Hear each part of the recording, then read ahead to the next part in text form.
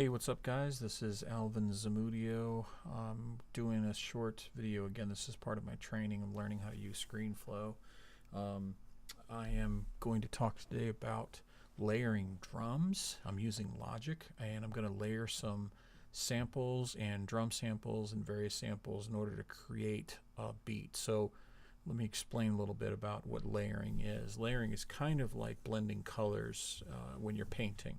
So when you're layering sounds, you're bringing other frequencies and dynamics and changing the timbre so that you can get something that really sounds right. And sometimes certain instruments have certain frequencies or a punch, and you want to use it for certain area of the sound that you're looking to fill. And sometimes you just get lucky and you can experiment and end up creating something cool. So this is kind of from scratch how I'm doing this with the song from my album Wave. And what I'm doing is I'm kind of doing a little bit of what I think a lot of us do out there, which is taking samples. And I don't like to just use one sample. I like to layer samples, and this is perfect for the layering thing. But what I'm doing is I'm taking something that I know is really good that I like, and we're going to start here with, if you can see, I have the drums from the beginning of Billie Jean. So, but the thing I didn't like is I didn't want the kick. I just really wanted that snare because it has that meat. So that's what I'm starting with in this loop. And I'm only showing you just a little bit of a loop. I'm not playing the rest of the music with it or anything in context necessarily. I might maybe at the end. But anyway, here's the what I've done. You can see the automation where I've turned the kick down because I didn't want the kick in there. So I've just got that snare. And if you notice over on the left, I've got a little bit of reverb. So that's dry. That's the original. And then you can tell I added just a little bit of reverb to it, just to give it some sound, some feel.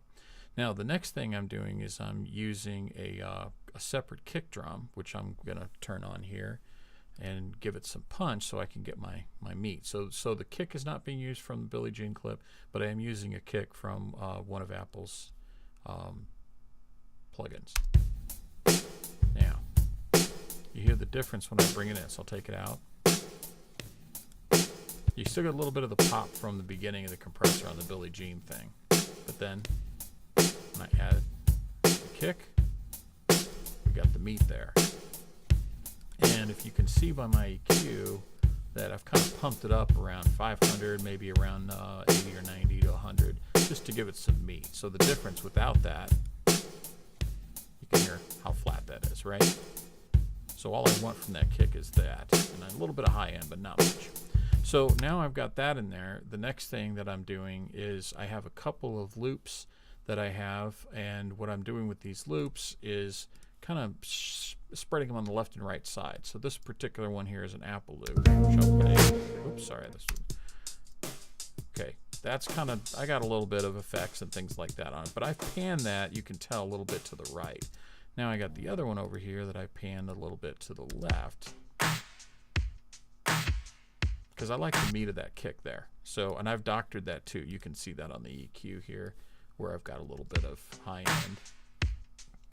Usually what I like to do is boost a little bit of the kick and some of the mid range, but usually on the high mid, what I'll like to do is maybe I'll cut out some of the high mid here, like 1 to 2, just to take some of that sample meat out of there. But sometimes I might boost a little bit around say 5 or 8K and just give it a little bit of feel. But then again, since I'm layering, I'm going to let these sounds kind of make their sound and then I'll adjust later. But this is what I've been doing. So let's go back to the Billie Jean. That's on.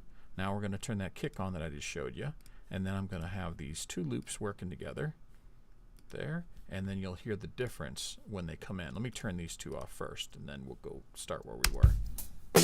Okay, now keep listening. You hear that? Now we got the other side. So now we're getting something really good.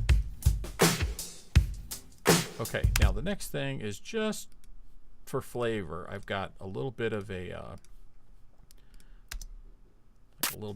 clap, but I wanted some more claps. So I was staying at Union Station in St. Louis, and I had a little stereo recorder, and I sampled some claps. Now here's how I did this, just in case you might be interested in it. If you have a little stereo recorder and you want to record something really cool, like this, you can, what I did was, and I'm not going to show you the original file, but I have a whole bunch of claps. So I put the stereo recorder in the middle of my hotel room because it was really reflective, had a great tile floor and big huge ceiling. And I did about 5 or 6 claps on one side of the room with the stereo recorder in the middle. Then I did another 5 or 6 claps on the right side of the room with the stereo in the middle. And I combined them all together and bounced it down to get something like this.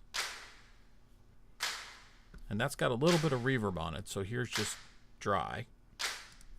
And what I found is that when I add that to the mix and my layering, I end up with something cool. So let me go back here to the, I've got the Billie Jean beat going, my 2 loops, and my kick, and then this other little clap that I've got here that I added to it kind of brings in more. So we'll start off with that, and then listen when the claps come in.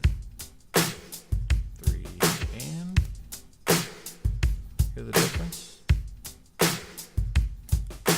That's without, and that's with. And I can bring those up as I want, just to give it more feel. And all of this is working together to create layering. And you can solo stuff out. I'll take the kick out. See how the difference there? As all these sounds work together, you end up with something that could be really, really cool. Now, this took a lot of experimentation. It's not like I sat down and did this in 2 seconds. It took me probably a week of experimentation, trying out different things. Always take ear breaks, go away, let your ears kind of reconfigure themselves because you will get fatigued. And you can do this in context, or solo rather, but when you get in context, everything should make more sense. So if I play this part now with everything together, even though I'm not fully mixed, it has a little bit more of a context for feel.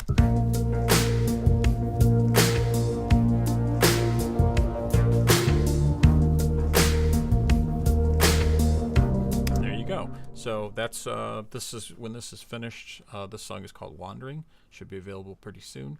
But if there are anything else or any other things that you guys want to know about while I'm trying to learn how to make these videos, let me know. But hopefully this is a little bit of help for layering some drums, and keep experimenting, keep writing, keep it going.